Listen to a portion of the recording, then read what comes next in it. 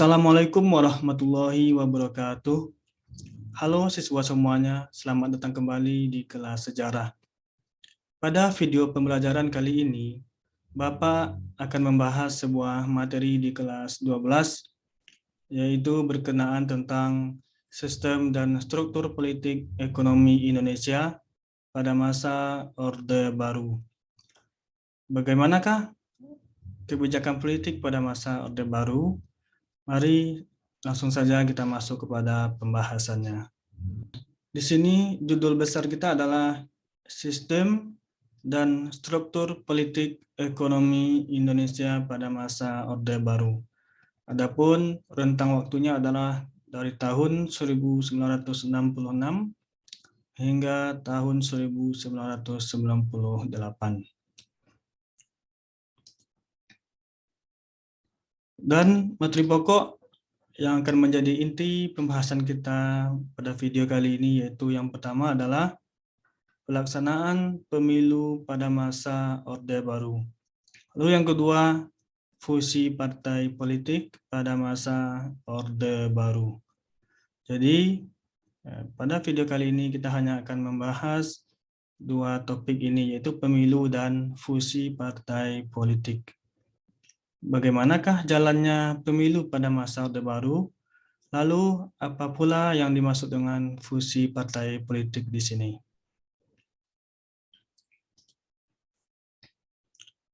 Ya, kita masuk bahas pada poin yang pertama, yaitu pemilu pada masa Orde Baru.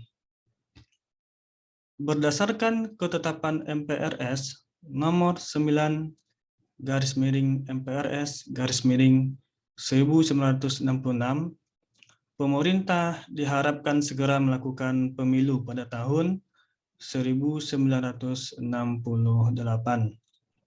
Namun, karena berbagai pertimbangan politik dan keamanan, pemilu baru dapat diselenggarakan pada 1971. Berdasarkan ketetapan MPRS atau amanat dari MPR, mandat dari MPR kepada pemerintahan Orde Baru atau Soeharto, ini bahwasanya diharapkan pemilu segera dilaksanakan pada tahun 1968. Namun, karena berbagai pertimbangan politik dan keamanan, situasi politik dan keamanan pada masa itu belumlah stabil, masih mengalami kekacauan. Karena tahun-tahun ini 66 hingga 68 ini merupakan masa-masa transisi atau masa peralihan yang diwarnai dengan aksi-aksi demonstrasi. Jadi peralihan dari Orde Lama menuju ke Orde Baru. Dan juga pada tahun 1968 Soeharto baru saja dikukuhkan atau diresmikan oleh MPRS sebagai presiden. Dan tidak mungkin dalam waktu singkat pemerintahan Orde Baru bisa mewujudkan pemilihan umum secepatnya. Barulah 3 tahun kemudian, tahun 1971, itu pemilu pertama pada masa Orde Baru bisa direalisasikan. Pemilihan umum pada masa Orde Baru ini lebih tepatnya diselenggarakan pada tanggal 3 Juli tahun 1971. Nah, berapakah jumlah partai politik yang ikut pada masa itu? Jumlah partai politik atau disingkat parpol yang diizinkan ikut serta di dalam pemilu adalah 9 parpol dan 1 organisasi masyarakat. Jadi ada 10 peserta pemilu pada tahun 1971 tersebut, yaitu NU, Parmusi, PSII, Perti, PNI, Parkindo, Partai Katolik, Partai Murba, dan IPKI, ditambah dengan 1 sekber Golkar. Jadi peserta pemilu pada masa itu ada 9 parpol. Adapun parpol tersebut terpecah ke dalam dua bagian. Ada bagian pertama yaitu berhaluan atau berlandaskan atau berasaskan agama Islam. Adapun partai tersebut adalah Partai Nahdlatul Ulama. Ya, pada masa sekarang NU ini bukanlah sebuah partai lagi. Tapi pada masa Orde Baru, NU merupakan sebuah partai. Partai Nahdlatul Ulama, Partai Muslimin Indonesia, Partai Syarikat Islam Indonesia, Parti Persatuan Terbiah Islamiyah. Empat partai ini merupakan berasaskan Islam. Lalu ada 5 lagi partai yang non-Islam atau berhaluan nasionalis seperti Partai Nasional Indonesia, Partai Kristen Indonesia, Partai Katolik, Partai Murba atau Musyawarah Rakyat Banyak, dan Ikatan Pendukung Kemerdekaan Indonesia atau IPKI. Ditambah dengan Sekber Golkar. Nah, di sini Golkar statusnya adalah dia bukan sebuah partai politik, tapi dia merupakan sebuah organisasi yang setingkat dengan partai politik. Golkar ini itu didirikan pada tanggal 20 Oktober 1964. Golkar ini dijadikan oleh ABRI atau Angkatan Darat sebagai pesaing terhadap Partai Komunis Indonesia pada masa itu. Barulah pada tahun 1998, setelah Orde Baru itu runtuh, barulah Golkar menjadi sebuah partai politik. Tapi pada masa ini dia merupakan suatu organisasi masyarakat.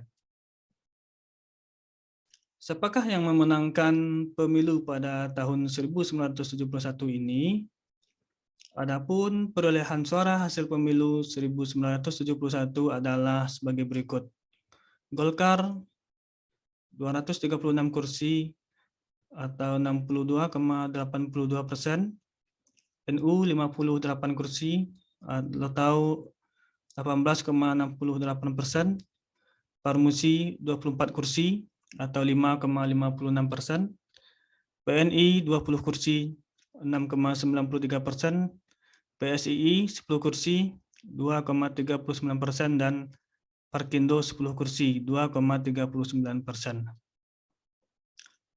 Golkar sudah diprediksi sebelum dilaksanakannya pemilu, itu Golkar sudah diprediksi akan memenangkan pemilu. Nah, dilihat dari hasil pemilu ini, Golkar memenangkan suara dengan mutlak, sangat dominan sekali terhadap partai-partai lainnya, yaitu meraup suara melebihi 50%, yaitu 62,82%. Dan pesaing terdekatnya yaitu Partai NU hanya memperoleh suara 18,68%. Dan partai-partai lainnya memperoleh suara di bawah 10% atau bahkan ada yang di bawah 5%. Dan di sini yang paling mengejutkan adalah PNI, Partai Nasional Indonesia. Ini pada masa Orde Baru merupakan partai terbesar, ya, banyak memperoleh suara pada pemilu. Namun pada pemilu Orde Baru ini hanya memperoleh suara 6,93%.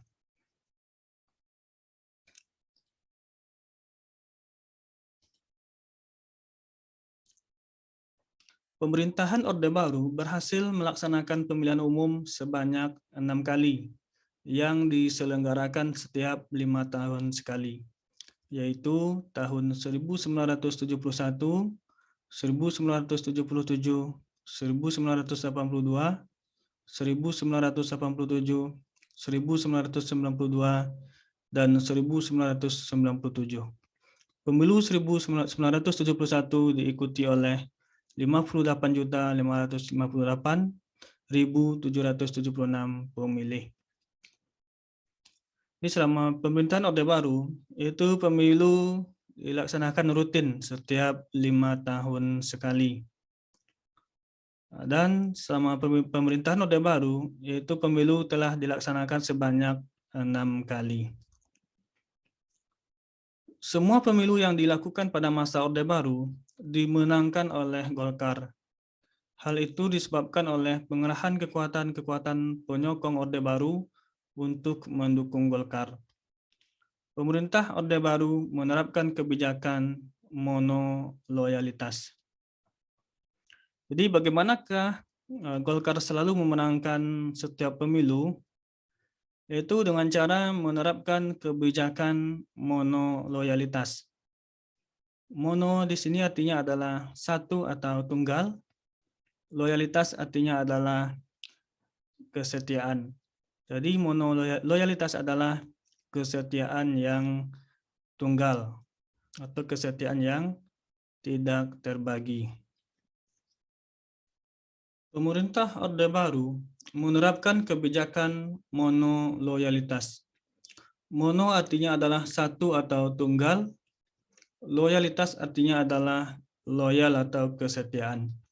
Jadi monoloyalitas adalah kesetiaan tunggal atau kesetiaan yang tidak terbagi. Siapakah yang dituntut setia atau loyal di sini? Ya, yang dituntut setia atau loyal adalah aparatur sipil negara, ASN, PNS, dan juga anggota ABRI. Kepada siapa mereka harus loyal atau setia? Yaitu kepada pemerintah Orde Baru. Dalam bentuk apa kesetiaan mereka itu? Yaitu kesetiaan mereka adalah dalam bentuk nyata pemberian suara di saat pemilihan umum kepada Partai Golkar. Jadi, loyalitas ini adalah pengerahan kekuatan-kekuatan penyokong Orde Baru untuk mendukung Golkar. Ya, kekuatan penyokong Orde Baru itu mulai dari ASN, mulai dari tingkat atas hingga ke pedesaan, pegawai-pegawai BUMN, tingkat birokrasi, mulai dari atas hingga bawah, dan juga anggota ABRI, mereka diwajibkan untuk memilih Partai Golkar.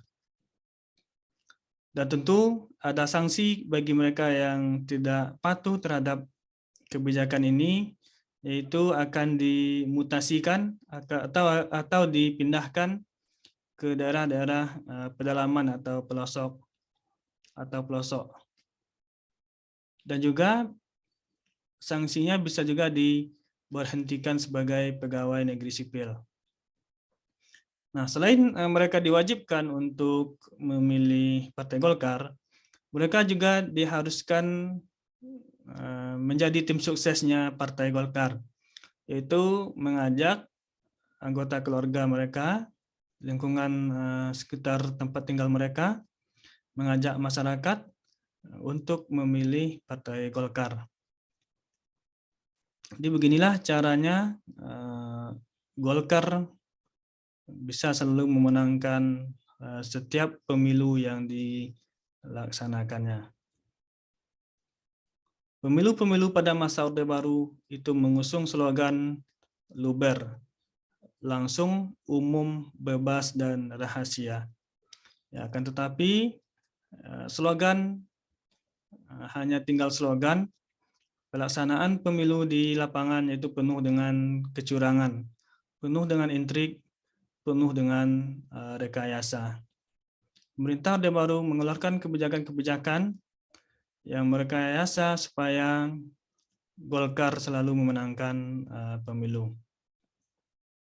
Atau bahkan pada saat hari pencoblosan itu dikenal dengan istilah serangan fajar, yaitu membagi-bagikan uang kepada masyarakat lalu disuruh untuk memilih partai Golkar. Dan juga pada saat pelaksanaan pemilihan umum itu tempat pemungutan suara itu dijaga ketat oleh aparat keamanan dari TNI dan Polri.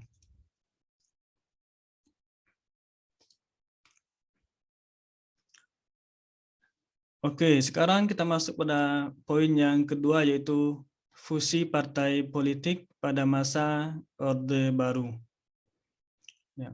Adapun yang dimaksud dengan fusi di sini adalah penyederhanaan atau penggabungan partai politik. Pada akhir tahun 1971, pemerintah Orde Baru melemparkan gagasan penyederhanaan partai politik dengan alasan-alasan tertentu, seperti kasus pada masa demokrasi parlementer. Gagasan untuk melakukan fusi partai ini itu dilemparkan pada akhir tahun 1971, berarti ini setelah pelaksanaan pemilu.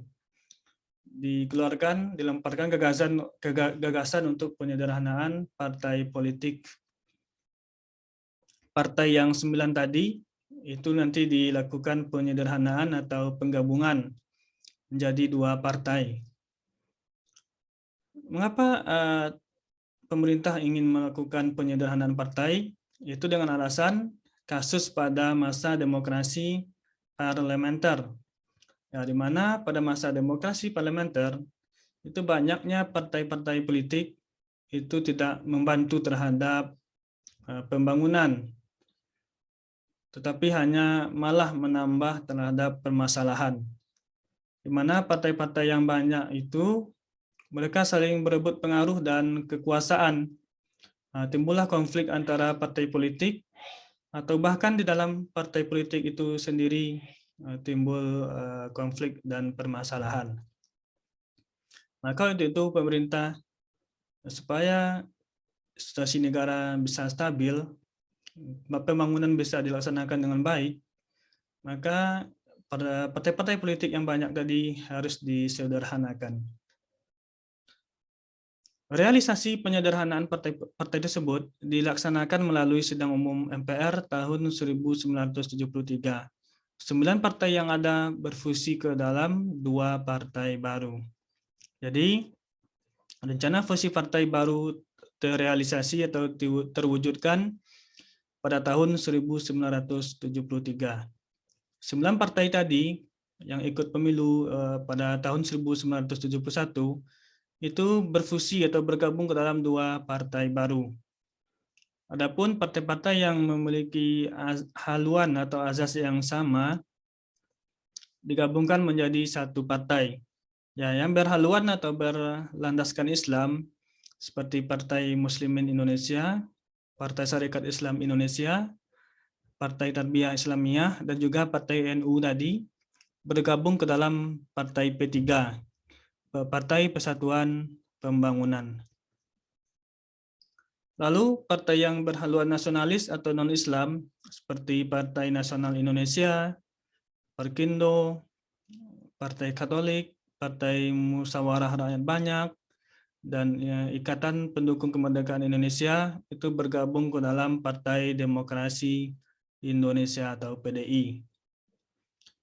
Nah, selain kedua kelompok tersebut, ada pula kelompok Golkar yang semula bernama Sekber Golkar.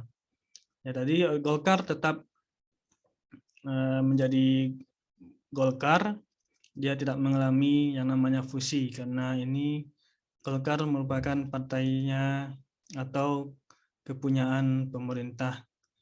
Nah, dia berganti nama menjadi Golkar yang semula bernama Sekretariat Bersama Golongan Karya. Di samping melakukan penyederhanaan partai, pemerintah menetapkan pula konsep masa mengambang. Partai-partai dilarang mempunyai cabang atau ranting di tingkat kecamatan sampai pedesaan. Di samping melakukan penyederhanaan partai, pemerintah juga menetapkan konsep masa mengambang. Yang dimaksud dengan masa mengambang ini adalah partai-partai selain Golkar, seperti Partai PDI dan P3, itu dilarang mempunyai cabang atau ranting di tingkat kecamatan sampai pedesaan. Mereka hanya boleh mempunyai kepengurusan itu di tingkat pusat, provinsi, dan kabupaten. Sedangkan tingkat kecamatan, pedesaan, sampai ke pelosok-pelosok daerah itu merupakan ranahnya Partai Golkar. Jadi, Golkar leluasa untuk meraup suara sebanyak-banyaknya di daerah-daerah pedesaan dan kecamatan. Karena di bagian bawah inilah banyak terdapat bisa memperoleh banyak suara. Jadi ada 3 cara yang dilakukan oleh pemerintah Orde Baru supaya selalu memenangkan pemilu. Yang pertama yaitu melakukan kebijakan monoloyalitas. Yang kedua, melakukan fusi partai politik. Lalu yang ketiga adalah menerapkan konsep masa mengambang. Ini adalah tabel dari pelaksanaan fusi partai. NU, Permusi, Parti, PSII, dan PSII, 4 partai ini bergabung menjadi Partai Persatuan Pembangunan. Dan PNI, Katolik, Perkindo, Murba, IPKI bergabung menjadi Partai PDI, dan Golkar itu tetap menjadi Partai Golkar. Jadi selama pemerintahan Orde Baru yaitu 32 tahun, ini hanya terdapat 3 buah partai ini saja, tidak ada tambahan yang lain. Barulah setelah nantinya masa Orde Baru runtuh, banyak muncul partai politik. Ini merupakan lambang dari Partai P3, PDI, dan Partai Golkar.